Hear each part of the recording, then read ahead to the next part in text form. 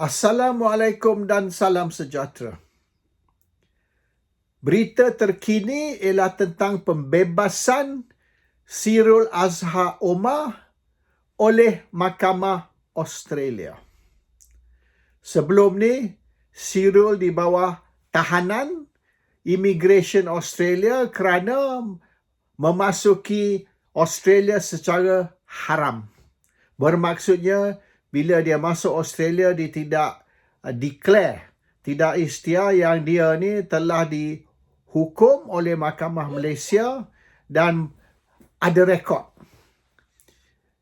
Sirul bersama Azilah Hadri telah didapati bersalah dan telah dihukum gantung kerana kesalahan membunuh Al-Tantuyah Sharibu.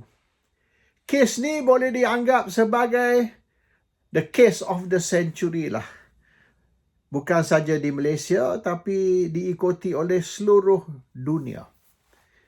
Mengikut cerita atau mengikut apa yang didedah di mahkamah, Sirul dan Azilah, dua anggota unit tindakan khas UTK ataupun SWAT team, telah membunuh Al-Tantuyah yang dikatakan kekasih kepada Razak Baginda, dan pembunuhan itu dilakukan atas arahan dari atas. Tetapi Razak Baginda yang telah dibicara sekali dengan Sirul dan Azilah didapati tidak bersalah. Hanya Sirul dan Azilah dua orang saja yang didapati bersalah. Dan spekulasi ialah arahan untuk membunuh ni datang dari Perdana Menteri semasa itu, Najib Tun Razak. Ada juga yang mendakwa arahan pembunuhan tu datang dari Rosman Mansor, isteri kepada Najib. Tetapi yang resmi, yang official ialah Sirul dan Azilah membunuh Al-Tantuyah, tidak tahu sebab apa. Jadi biasa di dalam satu kes pembunuhan, in a murder case, dia orang terlebih dahulu kena establish motif. Apa matlamat, apa motif seseorang tu membunuh seorang lagi. There must be a reason you murder somebody.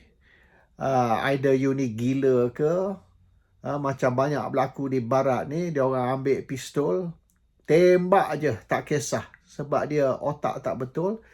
Ataupun you ada niat, sesuatu sebab you bunuh seseorang tu, you tak bunuh orang tanpa you ni gila. You tak bunuh orang tanpa sebab.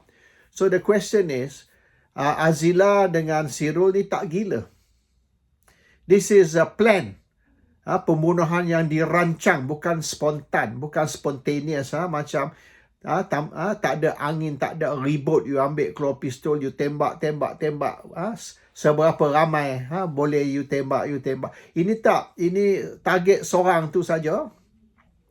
Dan bukan random, bukan tindakan orang gila, tapi plan, premeditated murder. So kalau begitu, dia mesti ada sebab. Kalau dirancang atau premeditated and you target seorang sahaja. Dan sebelum mereka bunuh, mereka kidnap dulu. Selepas kidnap tu bawa ke tempat untuk dibunuh dan diletupkan mayat dan sebagainya. So what's the reason hari ni sampai hari ni tak establish? Sebab apa benda ni berlaku? Juga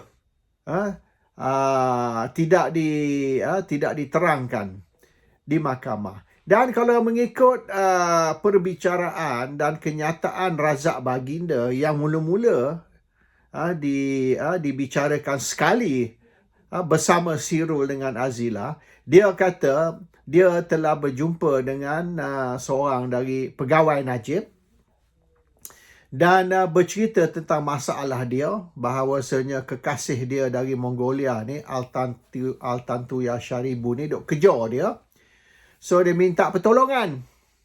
So mengikut Razak, kemudian esokkan tu dia pergi ke pejabat Najib dan terserempak dengan pegawai Najib. Dan pegawai Najib kata masalah awak tu dah selesai. Tapi dia tidak terangkan selesai cara mana. Dia cuma kata dah selesai, your problem is solved. Cara mana tak sebut. So ini kenyataan Razak, tapi pegawai tersebut tidak juga didakwa sekali bersama mereka. Kalau betul lah Azilah dan Sirul ni membunuh atas arahan pegawai Najib tersebut, maka ini mengikut kenyataan Razak Baginda, maka sepatut dia juga diseret ke mahkamah, tapi tak ada. So adakah pandai-pandai dia sendiri, pegawai Najib tersebut, atau ke arahan mari lebih tinggi dari dia? Sampai hari ini tidak itu. Ini lebih kurang misteri pembunuhan Presiden Kennedy. Ialah orang yang bunuh Presiden Kennedy itu. Sebab apa? Sebab dia gila ke? Atau sebab ni satu konspirasi, satu komplot ke? Memang ada orang lebih atas, lebih tinggi yang arah ke? Tak ada penjelasan. Kita hanya tahu orang ni membunuh dan akhirnya orang yang bunuh tu juga dibunuh. Jadi tidak dibicara kerana dia dibunuh sebelum boleh bicara. Jadi dia punya rahsia mati dengan dia sekali lah. Who was behind the Kennedy assassination sampai hari ini tidak ada jawapan. Satu misteri. Sama dengan kes Altan Tuya ni, satu misteri. Saya berjumpa dengan kawan Sirul dan Azilah. Dan saya jumpa dia di Malaysia dan saya jumpa dia sekali lagi di London. In fact, dia mari London tu, saya sponsor tu. Dia mari London. Dan tempat dia duduk pun saya tolong sponsor. Mula-mula dia nak duduk hotel 2 minggu. Saya kata lama sangat, tak payah duduk apartment sudah. So kita bagi dia satu apartment. And then dia pergi Perancis. Ni Bala Supramaniam, PI Bala. Dia pergi Perancis untuk memberi keterangan kepada polis Perancis. Dan dia mari dengan lawyer dia sekali. So, bila dia mari ni, dia kata dia nak mari dan dia nak pergi Perancis, saya sponsor lah untuk dia datang. Saya beri dia tempat, tempat duduk di London 2 minggu. Dan saya juga sponsor dia, dia punya kos untuk pergi Perancis untuk memberi keterangan kepada polis Perancis. Dia beri keterangan tentang isu ni lah, pembunuhan Altan Tuya. Bila saya jumpa PI Bala, masa dia 2 minggu di London tu, dia beritahu Sirul dengan Azilah ni memang di UTK tu, memang dia anggota hit squad. Hit squad ni anggota yang kerja dia membunuh orang lah. Saya pun dulu sama sekali di situ, kata PI Bala. So PI Bala pun mengaku dia juga anggota hit squad ataupun anggota unit pembunuhan. Dan kerja kita memanglah untuk bunuh. Kalau kita ingat kes Bentong Kali dulu. Bentong Kali itu dapat dikesan tempat duduk dia tu di Medan Damansara. So di belakang The Ship tu kan ada restoran tu, The Ship di rumah di belakang tu. Dan dia orang pergi pukul 3 pagi, dia orang tembak je. Ni saya dapat dari mereka yang terlibat. Dia orang cerita ke saya. Dia kata bila dia orang dapat kesan di mana Bentong Kali tidur malam tu, dia orang masuk, dia punya UTK lah, hit squad masuk, tembak mati dan pergi. That's it. They shoot dead and then they cabut. So polis yang biasa lah lepas tu datang. Regular polis datang buat statement apa semua. So tapi yang bunuh bukan polis regular. Yang bunuh tu ialah hit squad UTK. So ini mereka yang terlibat beritahu saya. Kata actually kita yang buat kerja. Tapi IGP lah yang take the credit dan sebagainya. Tapi bukan dia orang. Dia orang duduk tunggu je bila kita dah bunuh baru dia orang masuk dan sebagainya. So memang Malaysia ada, dan bukan Malaysia saja, banyak negara. Semua negara memang ada hit squad, baik England, baik Amerika. Kalau you ni menjadi satu masalah kepada kerajaan, dia tembak mati saja. So PI Bala bercerita dengan saya dan dia pun membuat statement di French punya ni polis. Saya pergi tahun 2010 kalau tak salah 2011, saya tak berapa ingat lah, saya boleh check pasport lah tahun berapa saya pergi. Dan saya pergi ke Paris dan saya berjumpa dengan kontak Interpol.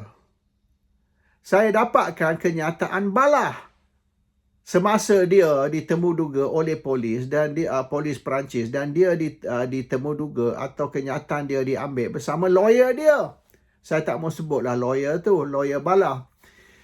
So mengikut Interpol yang rakaman kenyataan atau statement bala, Interpol reject. Interpol tak terima statement dia. Sebab Interpol kata statement bala ni banyak inconsistency.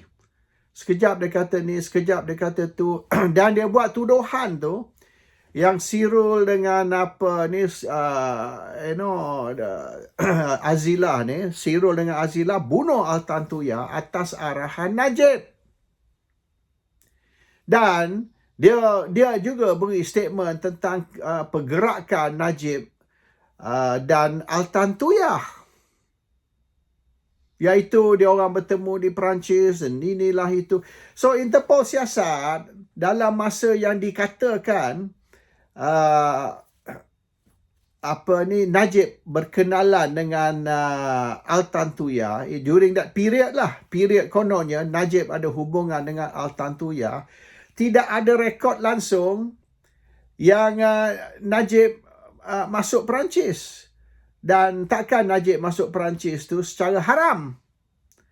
Status Najib ni dia kena masuk secara legal, dan memang tidak ada rekod baik di sempadan, kat border ke, di pelabuhan ke, ataupun di lapangan terbang. No rekod. Najib tak pernah pergi Perancis dalam masa tersebut, iaitu masa yang dikatakan Najib ada perhubungan dengan Altantuya. He never went to Paris. Dan juga yang interesting ni, Altantuya pun tidak pernah masuk Paris. Tidak pernah masuk Paris dalam nama Altantuya Sharibu ataupun Aminah Abdullah. Kononnya nama Islam dia Aminah Abdullah, juga tidak pernah. So there's no record of Najib ataupun Altantuya masuk Paris di mana-mana sempadan, baik border ke, pelabuhan ke, lapangan terbang ke, no record. So kenyataan PI Bala tu, Bala Subramaniam, ditolak atas apa yang dia cakap tu tidak boleh dibuktikan ataupun tidak benar, dan kenyataan dia ni berputar belit, berpusing-pusing sekejap ni.